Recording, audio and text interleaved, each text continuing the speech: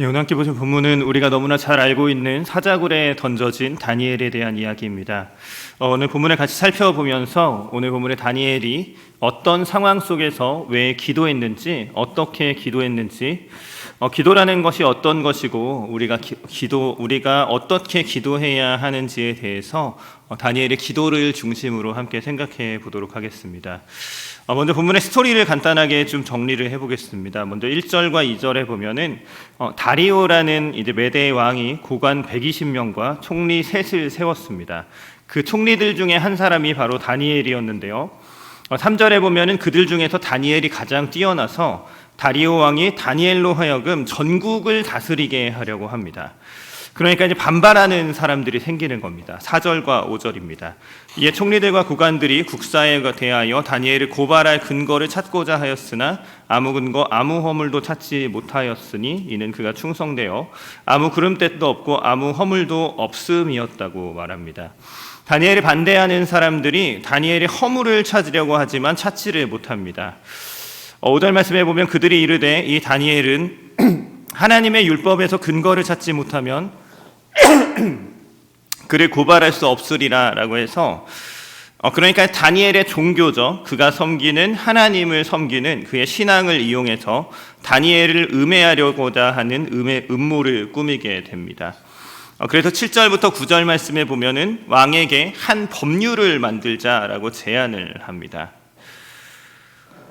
그 내용을 보면은 7절 하반절에 보면 이제부터 30일 동안에 누구든지 왕 외에 어떤 신에게나 사람에게 무엇을 구하면 사자굴에 던져넣자라는 금지 명령을 제정하자라는 겁니다. 7절과 9절에 보면 이게 금령이라는 단어가 나오는데요. 금지 명령을 뜻합니다. 하지 말라는 명령, 금지하는 법률을 제정하는 겁니다. 앞으로 30일 동안 왕 외에 다른 어떤 신에게도 어떤 존재에게도 기도하지 못하게 하자라는 것입니다. 7절의 개역성경 번역에서는 왕 외에 어떤 신에게나 사람에게나 무엇을 구하면이라고 번역을 했는데 구하면에 해당하는 아람어 동사가 바로 11절과 13절에서 다니엘이 하나님 앞에 기도하며 3번씩 기도하나이다 할 때 이 기도하다와 같은 동사입니다. 같은 문맥에서 같은 단어는 좀 똑같은 단어로 번역을 하는 것이 더 좋았을 텐데 약간 아쉬운 번역이긴 하지만 신에게 간구하는 것, 기도하는 그런 행동을 했을 때 사자굴에 던져넣자라는 법을 만들자는 겁니다. 그냥 법을 만드는 게 아니고 이제 메대와 바사, 그 메디아와 페르시아의 법령은 이제 왕조차 고치지 못하는 법입니다.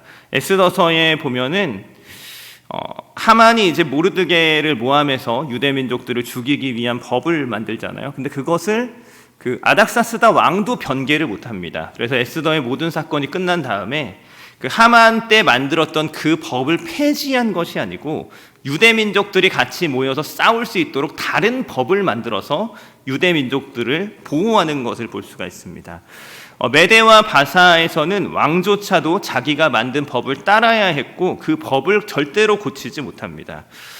그냥 법을 만들자라는 게 아니라 고치지도 못하는, 왕도 손 못 대는, 이게 한번 법이 만들어져서 그 사건이 일어나면은 왕조차도 어떻게 할 수 없는 엄중한 법을 만드는데요.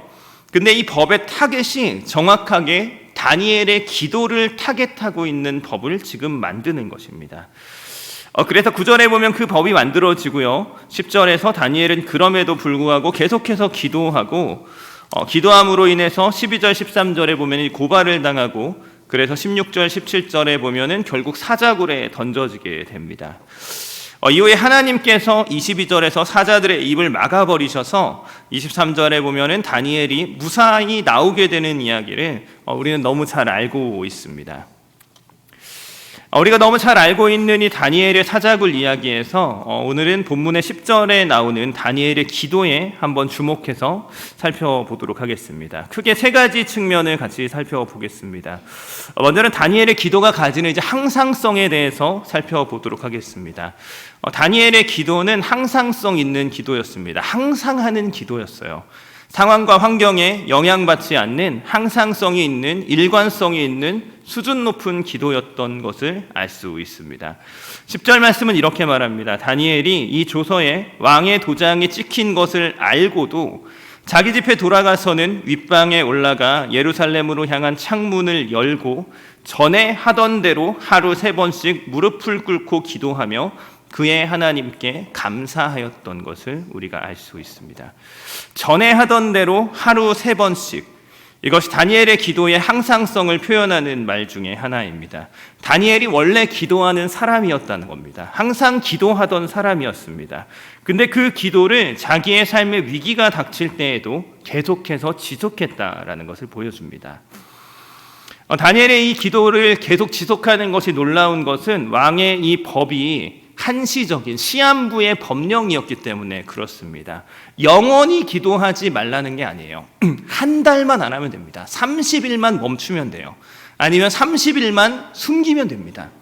그러나 다니엘은 그 기도를 자신의 생명이 위기에 처해 있는 그 상황 속에서도 이전과 동일하게 똑같이 30일만 딱 참으면 되는데 그것을 참지 않고 지속했다는 것에 있어서 이 기도의 놀라움이 있습니다.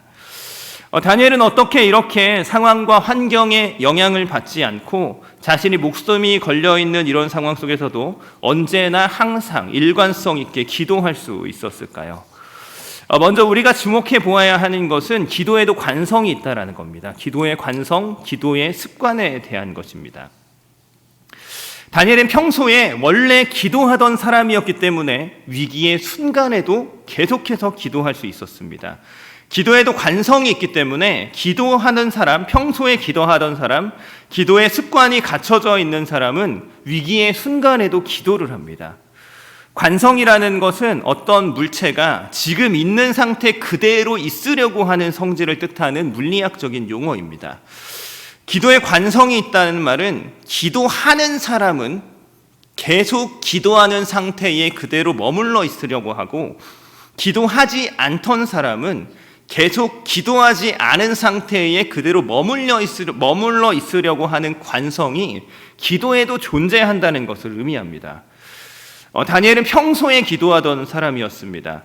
평소에 기도하던 사람이기 때문에 상황과 환경이 어려워졌을 때도 계속 기도할 수 있는 것이지 평소에 아무 어려움 없을 때, 아무 짐도 없을 때, 방해되는 게 없을 때, 기도하기 좋을 때, 기도하기 쉬울 때도 기도하지 않았던 사람이 상황과 환경이 어려워졌는데, 기도하기 어려운 상황이 되었는데, 기도하기 힘들어졌는데 그때 기도하게 된다라는 것은 상식적으로 가능하지 않은 이야기입니다.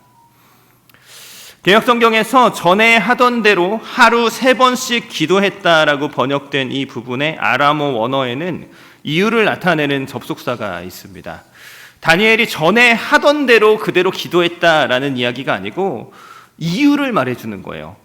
다니엘이 그 이전부터 기도를 해왔었기 때문에, 계속 기도를 해왔던 사람이기 때문에 이 조서의 왕의 도장이 찍힌 것을 알고 이대로 기도하면 자신이 사자굴에 던져질 것을 알고도 자기 집에 돌아가서 예루살렘을 향한 창문을 열고 하루 3번씩 무릎 꿇고 기도하는 그 기도를 계속해서 지속할 수 있었다는, 다니엘이 이런 위기에도 기도할 수 있었던 이유와 근거를 설명해 주는 말입니다.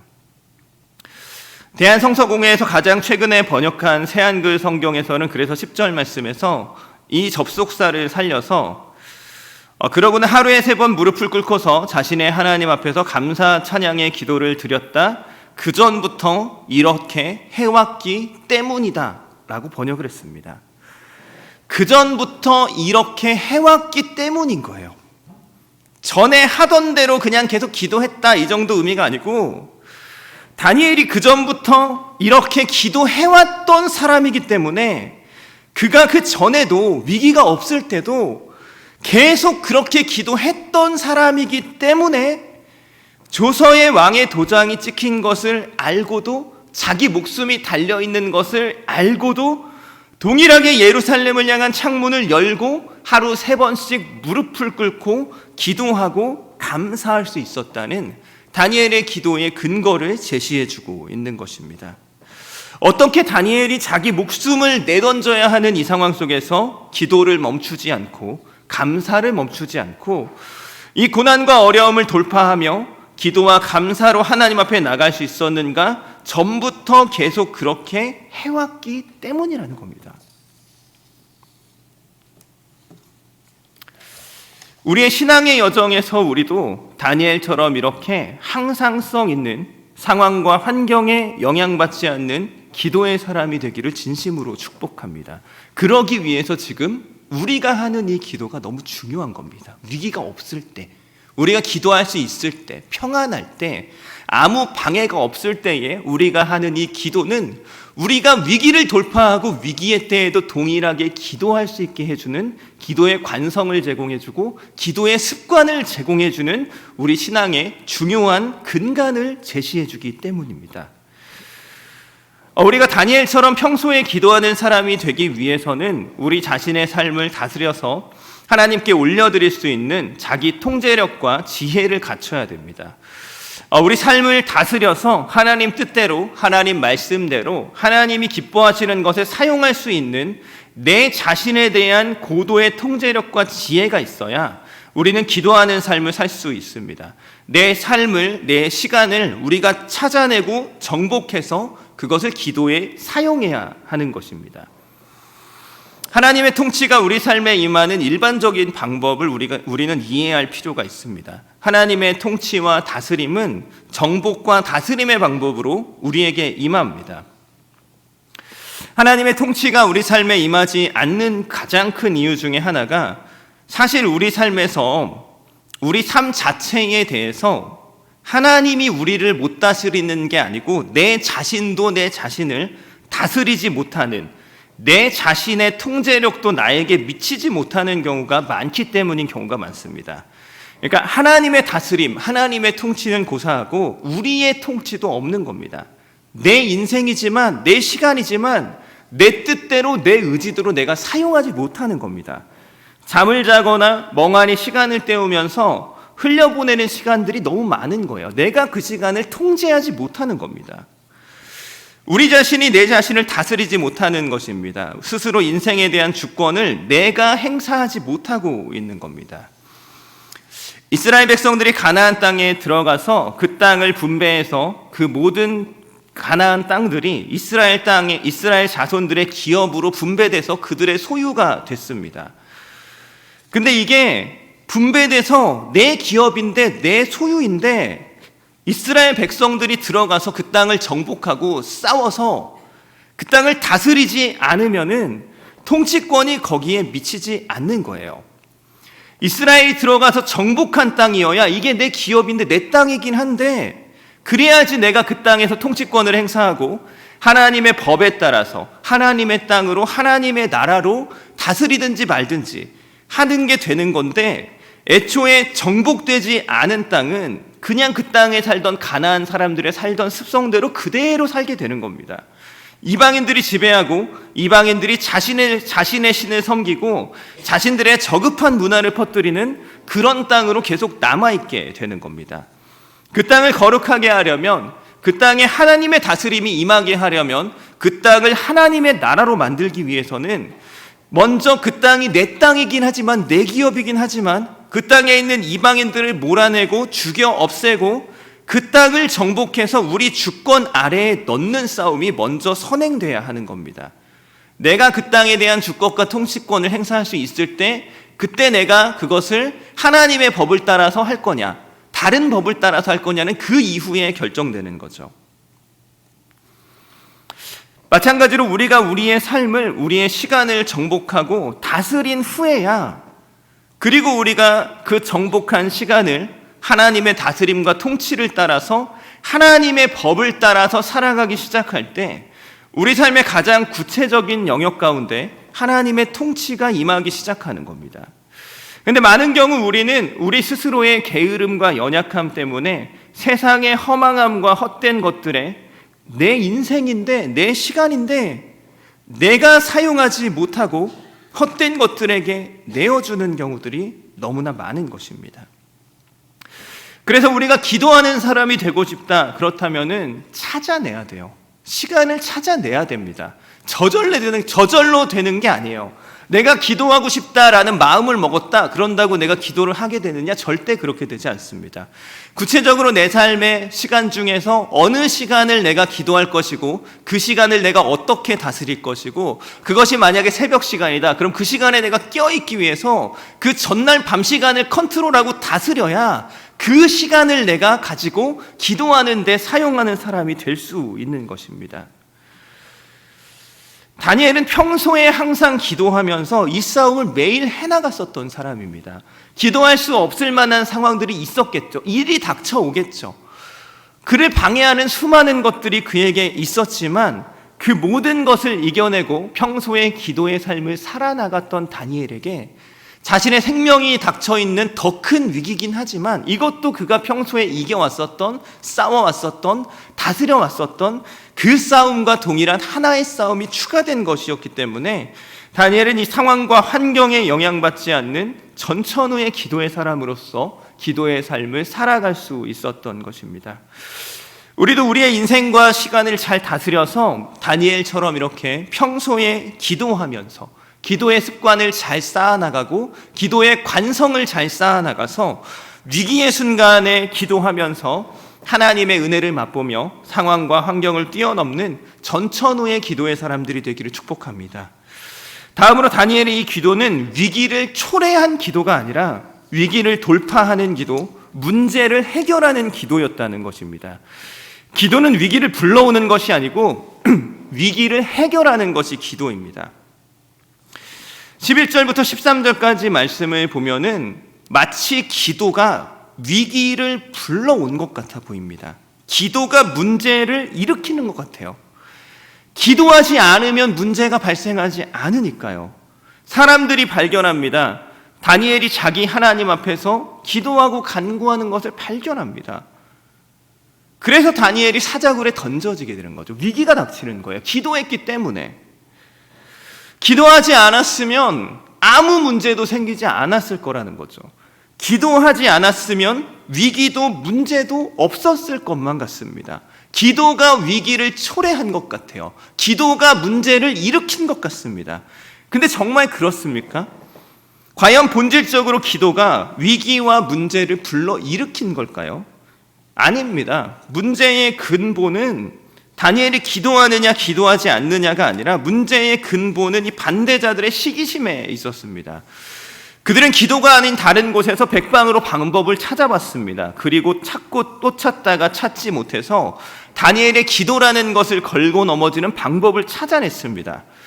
근데 혹시 다니엘이 이 상황에서 기도하지 않았다, 그래 내가 한 달만 참자, 살아야 되니까 한 달만 기도하지 말자, 그러면은 이 반대자들이 다니엘을 시기하는 이 사람들의 시기심이 다 사라져서 아 좋습니다 그러고 물러났을까요? 그럴 리가 없죠. 다니엘이 기도하지 않았더라도 이 반대자들의 시기심과 열등감은 그대로 남아 있었을 것이고요. 어떻게든 방해하려고 다른 틈을 찾아냈을 겁니다. 다시 공격했을 거예요. 다시 괴롭혔을 겁니다. 발악을 했을 겁니다. 절대로 이 문제가 해결되지 않았을 것입니다. 그래서 본문을 우리가 보다 정확하게 읽는다면은 기도가 위기를 초래했다, 기도가 위기를 발생시켰다는 것이 아니고 기도가 위기를 초래한 것 같아 보이지만 사실은 기도가 그 문제를 근본적으로 해결했다라고 우리가 읽어야 한다는 겁니다. 다니엘의 이 기도의 결과 다니엘이 사자굴에 던져집니다. 근데 최종적으로 다니엘이 아니라 24절 말씀에 보면 다니엘을 참소하는 이 대적들이 전부 다 사자굴에 던져져서 사라져버립니다. 다니엘을 시기하고 이 문제를 일으키는 그 원인의 근본이 사라지는 거예요. 기도했기 때문에 사라지는 겁니다. 기도 안 했으면 얘네들이 다른 방법을 찾았겠죠. 문제가 사라지지 않아요. 근데 다니엘이 기도했기 때문에 이 사람들이 전부 다 사자굴에 던져져서 아예 죽어 없어지게 되면서 지금 다니엘의 인생에 얽혀 있었던 이 시기자들의 문제 자체가 근본적으로 완전하게 말끔하게 일말의 거리낌도 없이 모든 문제가 근원부터 깨끗하게 해결돼 버리는 겁니다. 그러니까 표면적으로 볼 때는 마치 기도가 위기를 초래하는 것처럼, 기도했기 때문에 문제가 생기는 것처럼 보이지만 절대로 그렇지 않은 겁니다. 절대로 그렇지 않습니다. 사실 오직 기도만이 문제를 해결합니다. 오직 기도만이 그 위기를 돌파하게 해줍니다. 근원적이고 완전하게 승리하게 하는 것이 바로 기도인 겁니다. 사실 우리 일상에서 우리가 기도하기 때문에 사자굴에 던져진다, 기도하기 때문에 목숨을 잃는다, 핍박을 당한다, 다니엘처럼 이런 직접적인 피해를 불러일으키는 경우는 거의 없습니다. 가장 빈번한 것은 기도하기 때문에 기도의 시간을 사용하는 것에 대한 대가 지불의 문제가 존재합니다.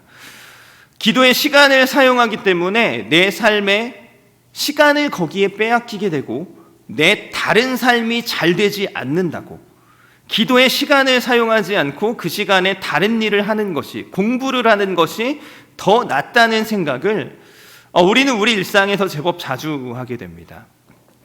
사실 우리가 기도하지 않는 이유는 기도가 문제를 일으킨다라고 우리는 생각하기 때문입니다. 기도하는 것이 손해다, 기도하면 내 삶에 문제가 생긴다, 내가 피곤하다, 시간이 부족하다, 기도하지 않는 것이 더 낫다, 그것이 더 유익하다라고 우리가 생각하기 때문에 우리는 기도하지 않습니다. 최근에 인터넷에 유행하는 쇼츠에게 요즘에 AI랑 이렇게 대화할 수 있거든요. 대화 모드로 사람이 말하면 얘도 말하는 그런 방식으로 영상을 찍어서 올리는 것들이 약간 유행입니다. 기독교에서도 그런 AI랑 대화하는 쇼츠들이 몇 개 있는데 이런 질문을 던지는 걸 봤어요. AI한테 네가 만일 사탄이라면 사람들이 성경 읽지 못하게 하기 위해서 어떤 전략을 사용할 것 같냐? 그러면 AI가 막 대답을 막 해줍니다. 근데 굉장히 놀라운 대답을 해줘요. 재밌어서 저도 한번 AI에게 한번 물어봤습니다. 네가 만약 사탄이라면 사람들이 기도하지 못하도록 어떤 전략을 사용할 거야? 이렇게 물어봤습니다. 첫 번째는 시간을 제시했습니다. 매일 24시간 모든 사람에게 공평합니다. 업무, 가족, 자기개발에 할애할 시간도 모자란데 기도의 시간을 투자하는 건 비효율적이죠. 하루 10분만 기도해도 1년에 60시간 이상을 소모하게 됩니다. 하루 1시간씩 기도하면 365시간이에요. 이 시간을 현실적인 문제 해결에 사용하는 것이 합리적입니다 라고 AI가 대답했어요. 과학적 증거가 없습니다. 21세기 첨단 기술 시대에 눈에 보이지 않는 대상과 대화한다는 개념은 비과학적입니다. 기도 후에 일어나는 긍정적인 변화는 확증 편향으로 설명 가능하고 통계적으로 유의미한 결과를 입증하는 연구는 없습니다 라고 대답을 합니다. 세 번째는 자기주도성을 얘기합니다. 현대인은 교육을 통해 충분한 판단력을 갖췄습니다. 2023년 글로벌 리더십 리포트에 따르면 78%의 성공 사례가 체계적인 계획 수립에서 비롯됐지 신앙적 실천에서 나온 것이 아닙니다. 자기 능력을 믿는 것이 더 현실적입니다 라고 설득을 합니다. 네 번째로 다른 대체제를 얘기하는데요. 명상 앱 헤드스페이스 사용자가 1200명으로 기도보다 더 체계적인 스트레스 관리법을 제공합니다. 하버드대 2024년 연구에서 8주간 명상 프로그램이 코르티솔 수치를 27% 감소시킨 것으로 확인됐습니다. 기도하지 말고 다른 스트레스 해결 프로그램을 이용하세요. 다섯 번째로 경제적인 문제를 얘기하는데요. 하루 1시간씩 365일을 기도한다면 기도 시간을 시간당 평균 임금 2만 원으로 계산해 1년에 약 730만 원의 기회비용이 발생합니다. 기도하기 위해 교회에 오가는 시간까지 하루 2시간으로 계산하면 1년에 약 1,460만 원의 기회비용이 발생하고 이 자금을 금리 6% 펀드에 투자하면 10년 후에 누적 자산이 약 2억 원, 금에 투자하면 10년 후 약 3억 700만 원의 자산이 형성됩니다. 그러니까 기도하지 말고 가서 돈 버세요라고 AI가 우리에게 이야기해 줬습니다. 기도하는 거는 시간 낭비라는 거예요. 바빠 죽겠는데 무슨 기도냐. 기도 말고 더 좋은 대체제들이 많다. 그러니까 기도하지 말고 일해라. 그러면 10년 후에 2억 생긴다. 기도하지 말고 공부해라. 그럼 더 좋은 대학 간다. 시험 합격한다. 그게 더 낫다라고 세상이 우리에게 이야기하는 거죠.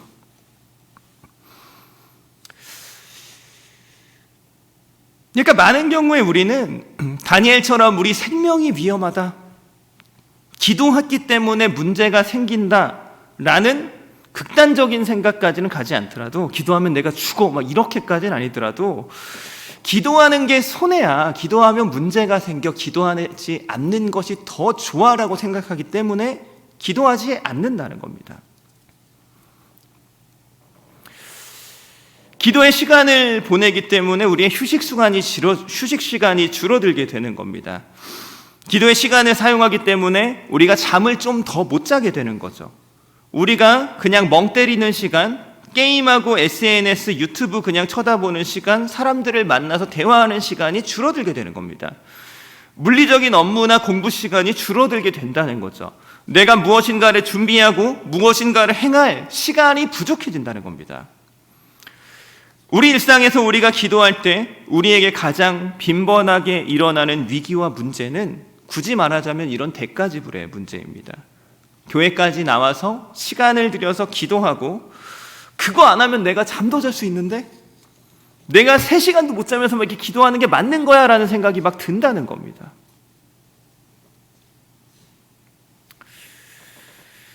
다니엘 6장 본문을 가지고 설교하는 게 제가 제 인생에서 3번째인데, 3번 했었죠. 이거 오늘 4번째인데, 그 설교를 준비할 때 옛날에 이제 설교했었던 원고와 그 녹음들을 좀 참조합니다. 근데 옛날 설교를 이렇게 보다가 이제 부끄러워가지고 이 설교 이거 하겠나 하는 이런 생각이 막 들더라고요.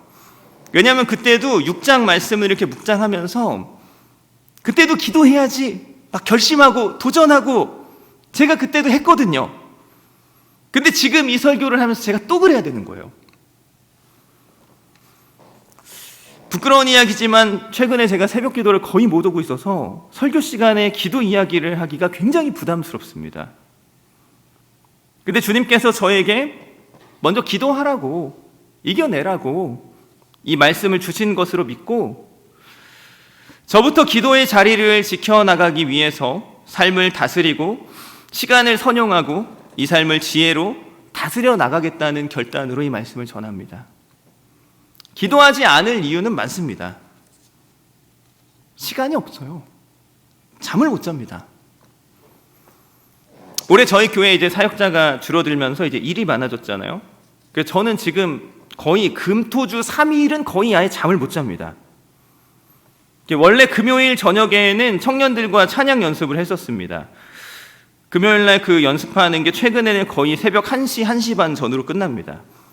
근데 그러다가 토요일 새벽 기도가 생겼잖아요. 작년 9월부터 이걸 했었는데, 그래서 금요일 밤에 교회에서 연습하고 그리고 집에 잠깐 찍었다가 1시간, 2시간 누워있다가 다시 나와야 돼요.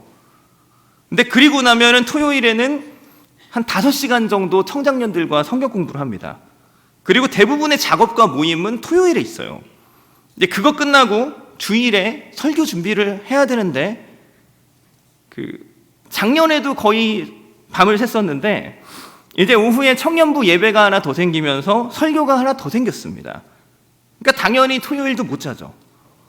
그리고 주일에 사역이 끝나면은 이제 월요일에 새벽 설교기 때문에 또 가서 이제 그걸 준비를 해야 자는 거예요. 이게 빠르면 2시 정도 끝납니다. 그러면 금토주 막 1-2시간 자니 마니 막 이렇게 하다가 그 월요일 날 딱 끝나면은 화요일, 수요일 중 하루는 그 청장년들 성경 공부 준비를 해야 되는데, 이게 모임만 한 5시간 정도 해요, 보통. 그 2번, 일주일에 2번 하는데, 그 교환 만드는 데만 3시간 정도 걸리고요. 그 성경 한 장을 하기 때문에 그거를 이제 언제까지 준비하냐? 끝날 때까지 하는 겁니다. 내가 이해할 때까지 하는 거예요. 그래서 막 새벽 5시에 자고 막 이럽니다. 근데 그리고 나서 이제 수요 예배가 작년에는 이제 한 달에 한 번 돌아왔었는데 격주로 오거든요. 그러면 수요 예배 직전까지 막 똥줄 빠지게 막 5시까지 막 원고 쓰다가 겨우 택시 타고 교회 와서 세팅하고 설교하고 이렇게 가는 거예요. 그리고 수요일 설교 끝나고 이제 집에 가면은 이제 죽을 것 같아요. 그럼 이제 목요일에 좀 숨 좀 쉬다가 이제 금요일부터 다시 밤새는 겁니다. 근데 일주일 내내 이렇게 살다가 기도해야지라는 생각을 하죠. 근데 제가 이제 올해 한국 나이로 이제 45세, 45인데 이제 늙어서 이제 힘들어요. 죄송합니다. 제가 늙었다는 이야기를 감히 하는 게. 근데 제가 막 10년 전, 20년 전에는 막 2시간씩 자고 잘 살았어요. 근데 이제 막 죽을 것 같은 거예요. 사람은 이유가 있으면 쓰고 싶어져요. 잠을 못 잤잖아요. 또 못 잘 거잖아요. 그럼 안 갈 이유 있잖아요. 그래서 피곤하니까 힘드니까 새벽 기도를 안 가보니까 너무 좋은 거예요. 2시에 자서 4시에 일어나서 막 2시간 막 이렇게 자다가 8시 반에 일어나도 되니까 너무 좋은 거예요.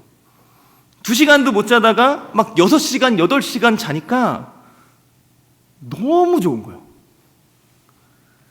기도에 보내는 시간이 나의 건강을 해치고 나를 위기에 빠뜨릴 것 같다라는 생각이 드는 겁니다. 기도를 안 하면 문제가 해결되는 것 같은 거예요. 근데 사실은 제가 기도에 쏟는 시간이 저를 위기에 빠뜨리는 것이 아니고 내가 기도에 쏟는 시간이 나에게 문제를 일으키는 것이 아니라 사실은 그 기도만이 그 위기를 근본적으로 돌파하게 하고 사실은 그 기도만이 그 문제를 근본적으로 해결하는 겁니다. 피곤하니까 시간이 없으니까 기도가 문제라고 이유가 있으니까 기도하지 않는 사람이 아니라 기도가 문제를 일으키니까 기도하지 않겠다 이런 사람이 아니라 기도가 문제를 해결한다. 기도가 위기를 극복하게 한다. 라는 것을 다니엘처럼 항상 기도하면서 증명하면서 살아가고 싶습니다.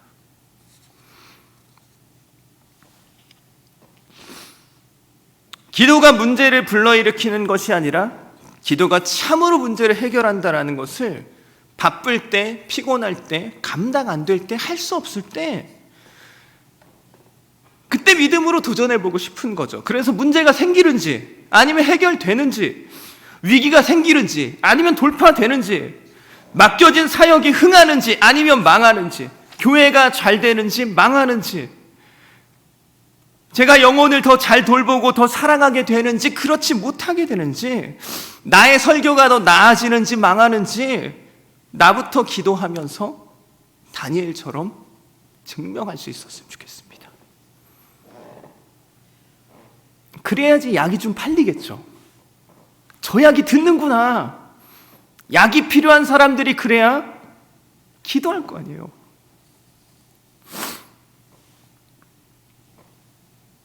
우리 모두 다 같이 이런 삶을 좀 살아봤으면 좋겠습니다. 다니엘이 그 인생 가운데에서 항상 기도하면서 기도하니까 사자굴에 던져지는 위기가 생기네, 문제가 생기네, 기도하지 말아야지 그렇게 말하는 사람들 앞에서 아니야 기도했더니 저 사람들이 사자굴에 던져져서 그 위기 자체가 아예 사라지는 거야 라고 그의 삶으로 증명하는 삶을 우리 모두 함께 살아가면서 하나님의 영광을 같이 고백했으면 좋겠습니다. 마지막으로 다니엘이 이 기도를 자신의 목숨이 대놓고 위협받는 상황 속에서 절대로 멈출 수 없었던 이유에 대해서 같이 살펴보겠습니다. 그러니까 다니엘은 왜 이렇게까지 기도했을까요? 그냥 경건한 사람이라서요? 그냥 성품이 좋아서요? 그냥 성실하니까? 그 성실해서 목숨 겁니까? 경건하다고 목숨 겁니까?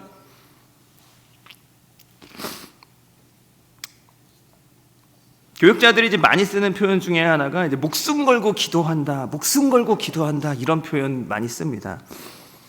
근데 실제로 이제 기도에 목숨 거는 것은 쉬운 일이 아닙니다. 잘 안 걸려요. 그러니까 기껏해야 이제 뭐 목숨 건다라고 해서 하는 게 이제 금식하는 건데, 그 이찬수 목사님 아버지처럼 이제 금식하시다가 돌아가시는 경우들이 이제 종종 있습니다. 근데 저는 대학생 때 21일까지 금식해봤는데 생각보다 되게 할만해요. 그러니까 안 힘듭니다. 저희 아버지가 40일 금식 기도하는 것을 제가 본 것만 해도 10번이 넘어요. 그러니까 20일, 40일 금식한다고 사람 잘 안 죽습니다. 40일 금식하면 이제 목숨 많이 건 편이긴 한데 그게 죽음을 보장해 줄 정도는 아니에요. 그러니까 사실 우리가 아무리 목숨 걸고 기도한다 아무리 이야기를 해도 사실 기도에 목숨 잘 안 걸립니다. 우리가 살아가는 이런 환경 속에서 목숨 걸고 하는 기도 잘 없습니다. 근데 본문의 다니엘은 지금 진짜 자기 목숨이 거기 걸려 있는 거예요. 자신의 반대자들이 다니엘의 기도를 타겟해서 왕도 바꿀 수 없는 법을 만들어서 지금 갖다 대놓은 상황이기 때문에, 그리고 그 반대자들이 전부 다 다니엘만 쳐다보고 있는 거죠. 이놈 어떻게 하는지 보자, 걸려라 함정 파놓고 눈에 불을 켜고 모두가 그를 바라보고 있는 상황 속에 있었던 겁니다. 진짜 목숨이 걸려있는 이 상황 속에서 다니엘은 왜 그 기도를 멈출 수 없었을까요?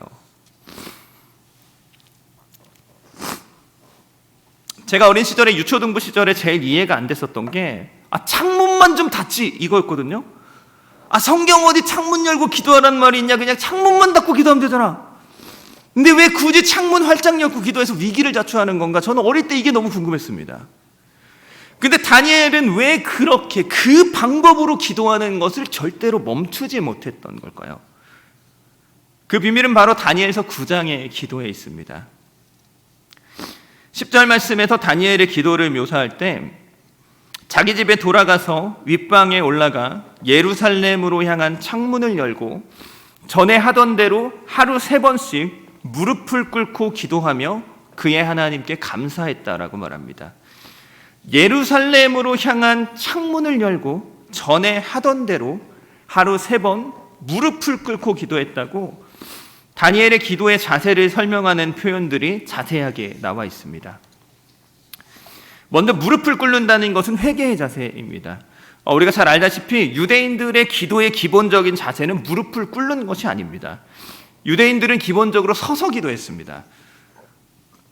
무릎을 꿇는다는 것의 성경의 용례들을 찾아보면 복종 내지 굴종의 의미 또는 간절함 내지 겸손함 또는 회개의 문맥에서 사용되는 단어입니다.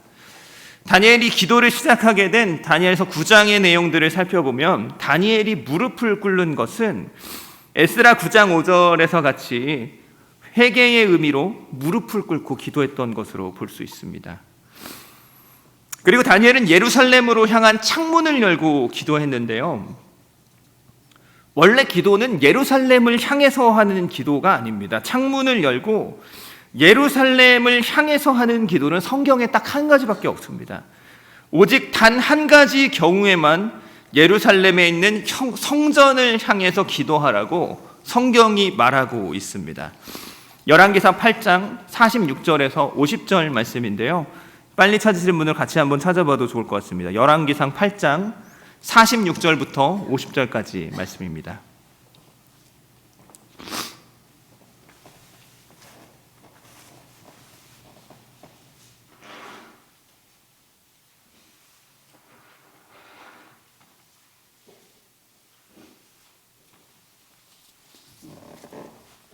열왕기상 8장 46절부터 50절까지 말씀을 같이 한번 읽어보겠습니다. 한 절씩 교독하겠습니다. 범죄하지 아니하는 사람이 없사오니 그들이 주께 범죄함으로 주께서 그들에게 진노하사 그들의 적국에게 넘기심에 적국이 그들을 사로잡아 원근을 막론하고 적국의 땅으로 끌어간 후에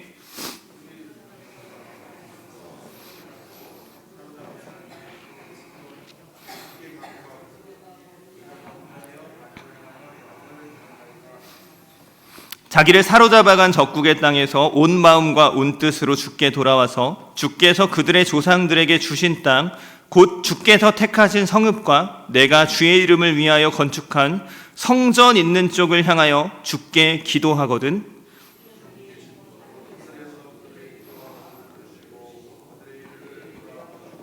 (50절) 같이 읽겠습니다.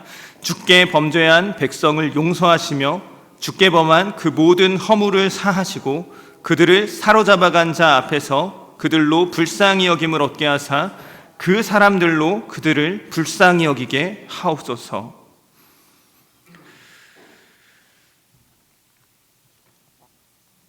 자기를 사로잡아간 적국의 땅에서 온 마음과 온 뜻으로 주께 돌아와서 주께서 그들의 조상들에게 주신 땅 곧 주께서 택하신 성읍과 내가 주의 이름을 위하여 건축한 성전 있는 쪽을 향해서 주께 기도하거든 이라는 말이, 성전을 향해서 하는 기도는 성경에 이 기도밖에 없습니다. 하나님 앞에 범죄해서 언약적인 저주가 실현돼서 적국에 넘겨가서 포로로 잡혀갔을 때, 그때 회개하면서 하나님 앞에 회개하는 기도로 성전을 향해서 하는 기도는 열왕기상 8장 46절이 말하는 이 솔로몬의 기도밖에 없습니다. 솔로몬이 성전을 처음 짓고 그 성전을 헌당할 때에 하나님께서 그에게 주신 지혜로 그가 미리 예언하였던 이 말씀처럼 포로로 끌려갔을 때, 하나님 말씀 안 지켜서 이 나라가 망하고 포로로 끌려갔을 때, 그때 이 성전 향해서 기도하면 하나님 좀 용서해 주십시오. 오늘 본문의 다니엘의 기도가 바로 열왕기상 8장의 솔로몬의 기도에 근거를 두고 있는 겁니다. 하나님 언약 지키지 않아서, 하나님 언약대로 저주를 받아서 나라가 망하고 이방 땅에 포로로 끌려가 있는 다니엘이 솔로몬이 성전을 봉헌할 때 예언적으로 기도했던 그 기도를 붙잡고 자기 민족을 위해서 성전 있는 쪽을 향해서 창문을 열고 하나님 말씀대로 기도하고 있었던 겁니다. 오늘 본문의 이 기도가 시작되는 장면이 다니엘서 9장에 나오는데요. 오늘 본문의 1절 말씀에 보면은 다니엘의 이 사자굴 사건이 있었던 것이 다리오라는, 메대 사람 다리오라는 사람이 왕으로 다스렸을 때에 있었던 일이라는 것을 알 수가 있습니다. 이 다리오라는 이름이 다니엘서 9장에 다시 등장하는데요. 다니엘서 9장은 다리오가 바벨론을 정복한 첫 해에 있었던 다니엘의 기도를 기록하고 있습니다. 그러니까 다니엘 9장의 기도가 먼저 있었고, 그리고 나서 그 기도를 지속하고 있을 때 오늘 6장의 사자굴 사건이 있었던 겁니다. 오늘 본문에서 다니엘이 왜 기도하고 있었는지, 다니엘이 왜 기도를 멈출 수 없었는지 이해하기 위해서는 이 9장을 읽어보면 우리가 알 수 있어요. 9장 1절부터 19절까지 우리가 같이 함께 좀 읽어보겠습니다. 다니엘서 9장 1절부터 19절입니다. 한 절씩 같이 교독하겠습니다. 메대 족속 아하수에로의 아들 다리오가 갈대아 나라 왕으로 세움을 받던 첫 해,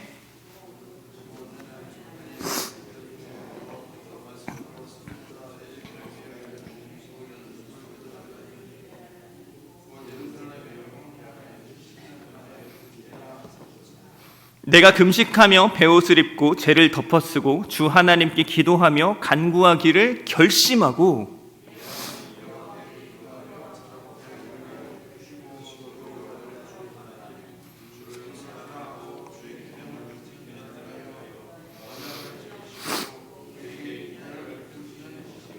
우리는 이미 범죄하여 패역하며 행악하며 반역하여 주의 법도와 규례를 떠났사오며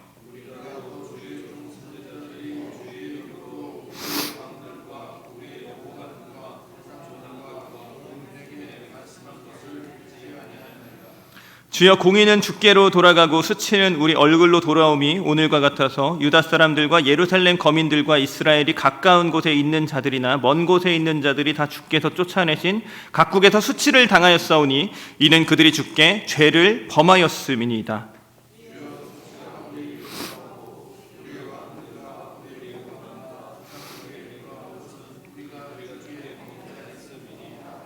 주 우리 하나님께는 긍휼과 용서하심이 있사오니 이는 우리가 주께 패역하였음이오며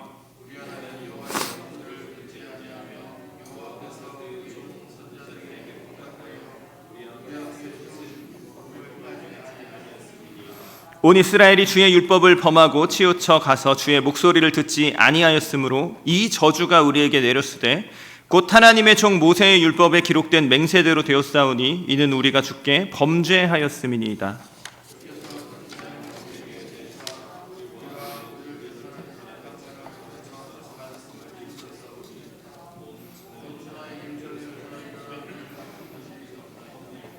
모세의 율법에 기록된 대로 이 모든 재앙이 이미 우리에게 내렸사오니 우리는 우리의 죄악을 떠나고 주의 진리를 깨달아 우리 하나님 여호와의 얼굴을 기쁘게 하지 아니하였나이다.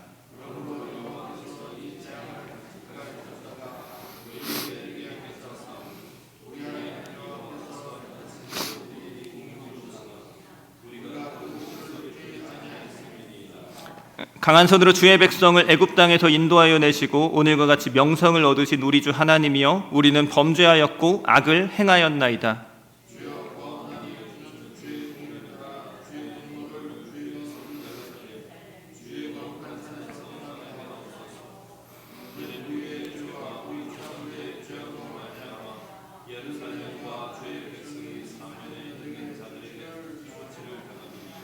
그러한즉 우리 하나님이여, 지금 주의 종의 기도와 간구를 들으시고 주를 위하여 주의 얼굴빛을 주의 황폐한 성소에 비추시옵소서.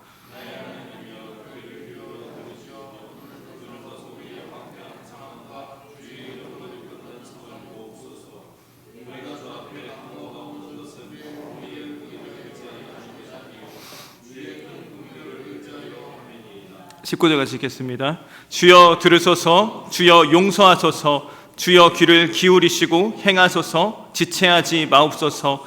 나의 하나님이여, 주 자신을 위하여 하시옵소서. 이는 주의 성과 주의 백성이 주의 이름으로 일컫는 바 됨이니이다. 아멘. 다니엘이 이 기도를 왜 시작한 겁니까? 2절부터 3절 말씀에 나옵니다. 다리오 통치 왕년에 책을 통해서 여호와의 말씀을 깨달은 거예요. 선지자 예레미야에게 알려주신 그 연수를 깨달은 겁니다. 예루살렘의 황폐함이 70년 만에 그치리라, 이 말씀을 다니엘이 다리오 원년에 이제 깨달은 겁니다. 그래서 그때부터 다니엘이 금식하며 베옷을 입고 재를 덮어쓰고, 이 모든 것이 이제 회개의 자세거든요. 주 하나님께 기도하며 간구하기로 결심하고 이 기도를 시작하고, 솔로몬의 기도에서 예언한 것처럼 성전을 향해서 창문을 열고 이 기도를 하고, 생명이 위협받는 상황 속에서도 자기 목숨을 내던지며 이 기도를 멈추지 않았던 겁니다. 하나님을 향한 철저한 회개로 우리가 범죄했다, 우리가 패역했다, 우리가 율법 안 지켰습니다. 하나님의 긍휼을 구하면서, 용서를 구하면서 하나님의 은혜와 긍휼 가운데 회복을 구하고 있는 것입니다. 다니엘이 이 기도를 시작한 다리오 원년이 서기로는 이제 기원전 539년입니다. 539년. 근데 그로부터 이제 바로 1년 후 고레스 원년 기원전 538년에 페르시아 왕 고레스가 칙령을 내려서 포로된 이스라엘 백성들은 드디어 이스라엘로 돌아가게 되고 무너진 성전을 다시 짓는 일을 시작하게 되는 거예요. 그 이야기가 역대하 36장 22절부터 23절, 에스라 1장 1절부터 4절에 기록되어 있습니다. 바로 1년 후에 바사와 고레스를 통해서 이스라엘 백성들이 포로로부터 돌아가는 그 일들을 하나님은 다니엘의 이 기도로부터 시작하시는 겁니다. 유대 전승에 따르면은 다니엘이 이때 총리였잖아요. 고레스에게 이사야의 예언을 알려주면서 유대인들을 귀환시키도록 설득한 사람이 당시 총리였던 다니엘이었다라는 기록이 있습니다. 다니엘 1장 21절에 보면은 다니엘이 고레스 왕 원년까지 있었다라고 하는데요. 그때까지 관직에 있었다는 말입니다. 10장에 보면 다니엘이 고레스 3년에도 아직 살아서 그 환상과 계시를 받고 있는 이야기가 나오거든요. 그러니까 다니엘은 고레스 왕 원년까지, 고레스 왕 원년이 어떤 해입니까? 예레미야 70년 연수가 차서 그 백성들이 이제 귀환하기 시작하는 그 해까지 60년이 넘게 80세가 넘는 노년이 될 때까지 관직에 있었다는 거예요. 이 기도와 이 사명을 위해서 하나님께서 다니엘이 80이 넘도록 그 자리에 두셨다는 겁니다.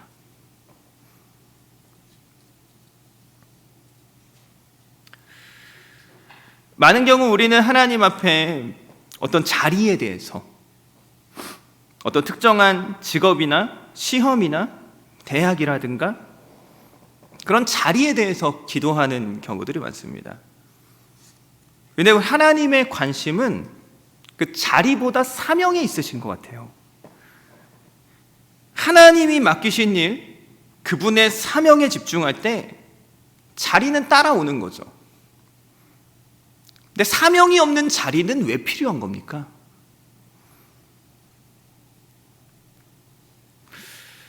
다니엘은 하나님이 그에게 주신 이 기도의 사명을 붙잡고 또 이스라엘 백성들이 돌아가는 그 일이 시작될 때까지 바벨론 포로 생활을 거치면서 그에 맡긴 사명을 충실하게 감당했었던 우리 믿음의 본이 되어지는 우리의 선조인 것입니다.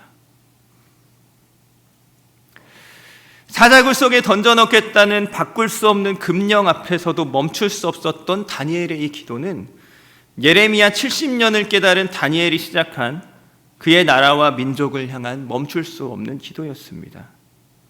하나님께서는 실제로 다니엘의 이 기도를 들으시고 바로 1년 후인 기원전 538년 페르시아 왕 고레스의 마음을 감동시키셔서 유대 백성들이 돌아가서 성전을 재건하도록 하는 칙령을 내려 예레미야의 예언을 실제로 성취하십니다. 그런 의미에서 본다면 오늘 본문의 사자굴 사건은 단순히 다니엘 한 사람의 경건을 겨냥한 정치적인 사건이 아니라 하나님의 나라와 하나님의 뜻과 계획을 향한 거대한 영적 전쟁의 사건임을 우리는 알 수 있습니다. 표면적으로는 다니엘이라는 한 사람이 총리가 돼서 메데바사 전역을 다스리는 것을 시기한 사람들이 일으킨 정치적인 사건이지만 그 이면에서 이 정적들이 타겟하고 있었던 것이 정확하게는 다니엘이 아니라 다니엘의 기도였다는 점을 생각할 때 다니엘이 이 기도를 예레미야의 예언을 깨달음으로 시작하고 멈추지 않았다라는 점을 생각할 때 이 사자굴 사건은 다니엘의 기도를 멈추게 하기 위한 거대한 영적 전쟁의 장이었던 겁니다.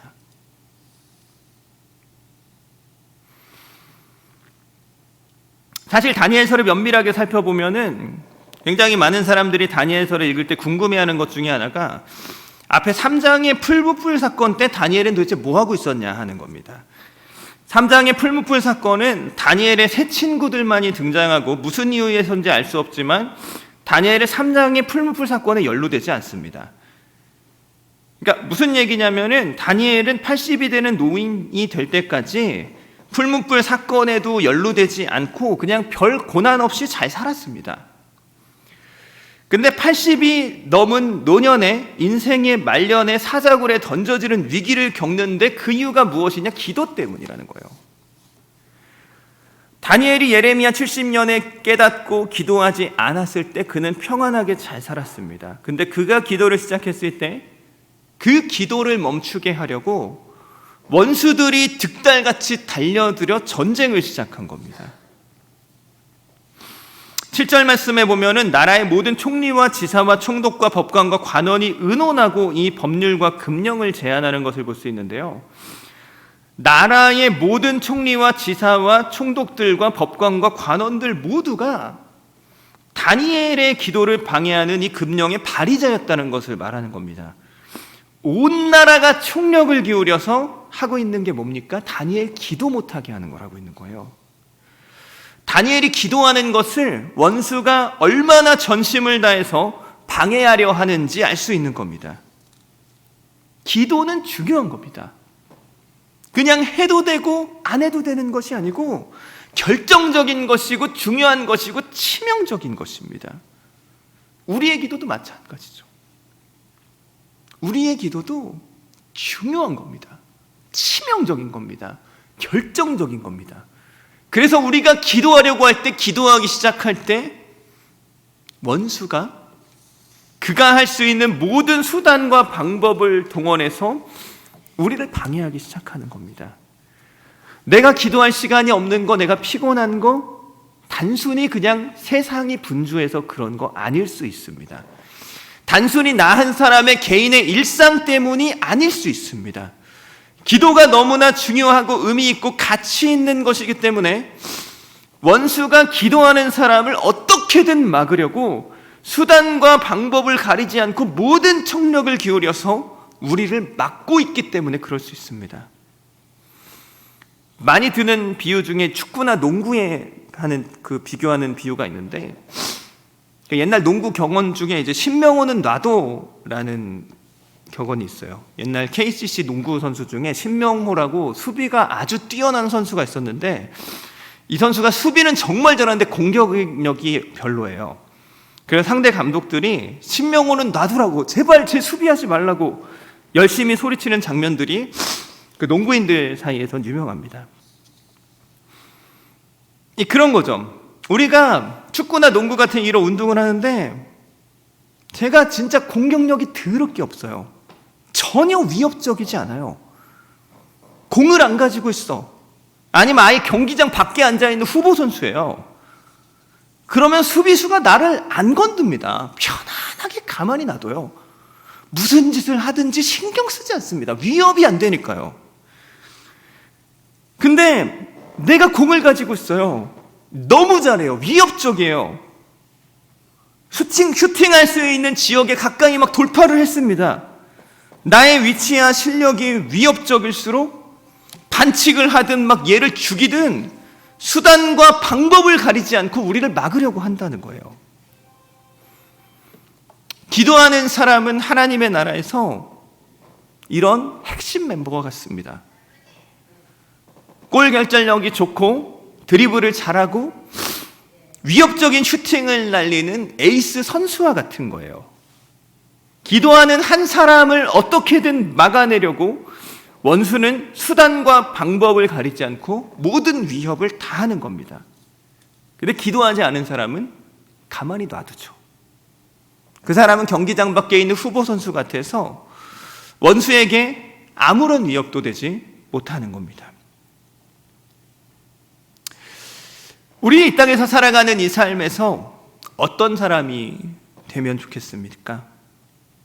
아주 편안하게 아무 일도 일어나지 않는, 원수가 신경 쓰지도 않는 후보 선수가 되고 싶습니까? 집중 견제를 당하고 막 반칙을 당하고 밀착 마크를 당하더라도 하나님 나라의 주전 멤버로서 날카로운 슈팅을 날리고 득점하는 사탄의 위협이 되는 기도하는 사람이 되고 싶습니까?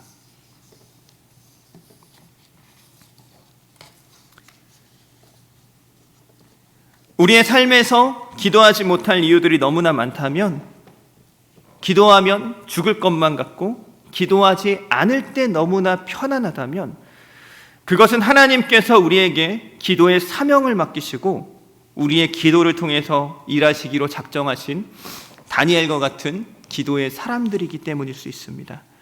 기도하지 못할 이유들이 많을 때, 다니엘과 같이 기도하면 생존할 수 없는 상황 가운데 직면해 있을 때에 그때 더욱더 기도하면서 상황과 환경에 흔들리지 않고 항상성 있는 수준 높은 믿음의 기도로 하나님을 기쁘시게 하며 하나님을 찬송하며 그의 약속을 이루며 살아가는 우리 모두가 되기를 진심으로 축복합니다. 같이 기도하겠습니다. 하나님 아버지, 참 감사합니다. 오늘 다니엘서 6장의 다니엘의 기도를 통해서 다니엘이 왜 그렇게 기도했고 우리가 어떻게 기도해야 하는지 말씀